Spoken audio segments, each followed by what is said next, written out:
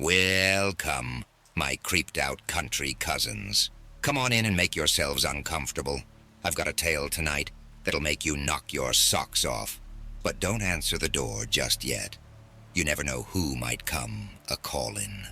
Let's peek through the peephole into a nightmare I like to call. It comes at night. A slow, steady knock on our front door at exactly midnight. Not 11:59, not 12:01, midnight. On the dot, every single night. Let me back up. I grew up on a farm in middle of nowhere, Kentucky. I mean it. Nearest neighbor was a 20-minute drive. One road in, one road out. Surrounded by cornfields and woods so thick you'd think God ran out of space and just dumped the rest of his trees out there. My parents inherited the place from my granddad. Real old-school types. The kind of people who kept jars of bacon grease and believed in minding your own damn business. We didn't have cable. Internet was spotty at best. Most nights I read by lantern light or helped my dad chop wood like some frontier kid from the 1800s. Anyway, when I was around 12, I started noticing something off. It was little at first. Scratching sounds outside my window. Our dog, Bandit, refusing to go near the front porch at night. Things moved in the barn, but when we checked, nothing was there. You tell yourself it's raccoons, wind, imagination. Then the knocking started. The first time it happened, I thought someone was playing a prank. We were eating late. Dad had butchered a hog that day, and dinner ran late. Mom was washing dishes when it hit.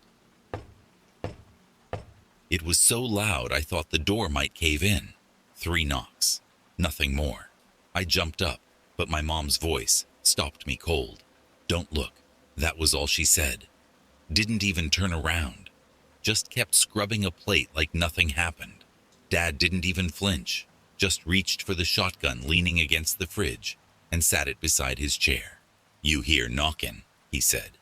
"You don't open the door. You don't look out the window. You don't say a word."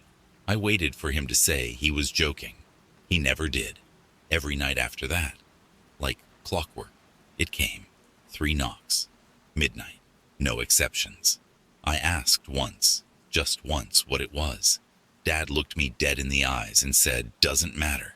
It can't come in unless you let it." That was it. No further explanation.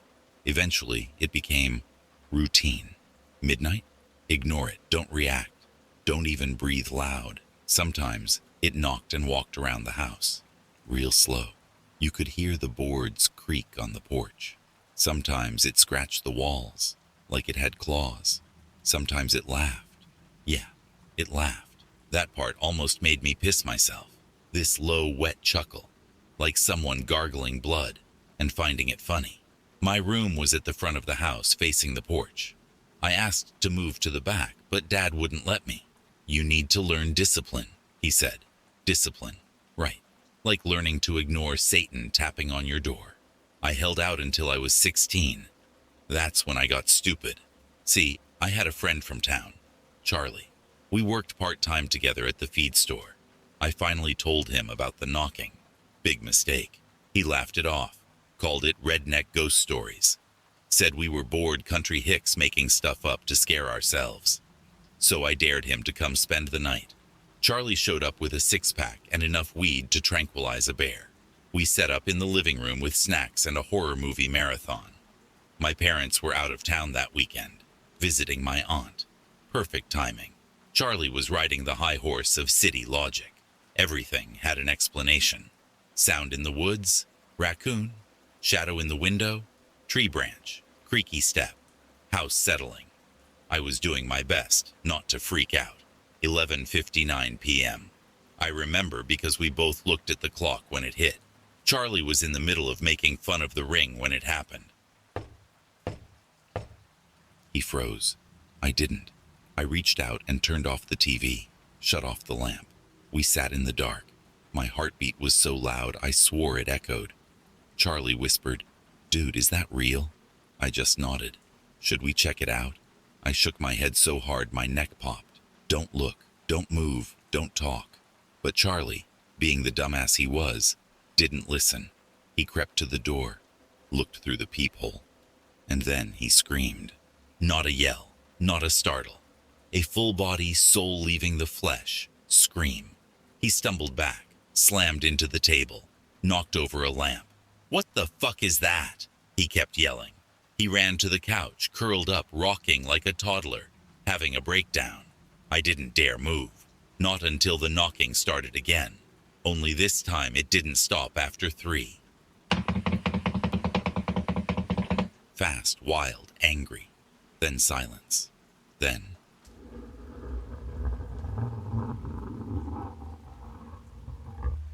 long, deep scratches down the door like someone dragging nails through the wood.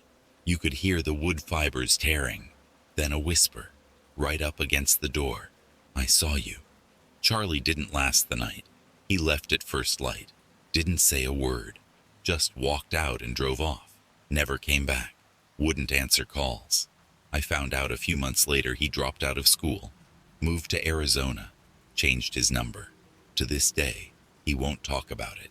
I never told my parents. Didn't have to. When they got home, Dad walked to the door, touched the wood, looked at me, and said, "You looked, didn't you?"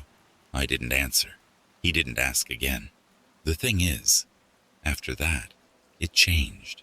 The knocks didn't stop at the door anymore. They moved. First to the windows, then to my bedroom wall, then under my bed, always at midnight. One night I woke up with it breathing in my ear. I turned on the light. No one there. But my pillow was wet, smelled like copper and mold. Bandit died not long after. We found him outside the front door, no wounds. Just frozen stiff, eyes wide open, tongue chewed in half. I don't sleep much now. I moved out when I was 19. Haven't stepped foot back on that farm in years. But sometimes, when I'm alone, wherever I am, I hear it. The knocks, 3 of them, always at midnight. It followed me. Some people keep messaging me, asking what Charlie saw through the peephole. He told me once when he was drunk. Just once. He said it looked like me. Except my eyes were gone. Mouth too. Just a blank, skin-covered face. Standing on the porch, tilting its head like it was listening. He said it smiled without a mouth, and it waved. Oh, poor Charlie. One little peek, and he got the fright of his afterlife. Heh, heh, heh. Guess he learned the hard way. Curiosity didn't just kill the cat. It made it scream like one, too. As for our hometown horror hero, he tried to run, but the midnight visitor wasn't just knocking on the farmhouse door anymore. Now it's knocking on his soul. He. And if you enjoyed this little tale of creaky floors and creepy lore, why not show your ghoulish gratitude? Like, comment, or subscribe, or I'll come knocking on your door next. Until next slime, kiddies. Keep it dead lightful.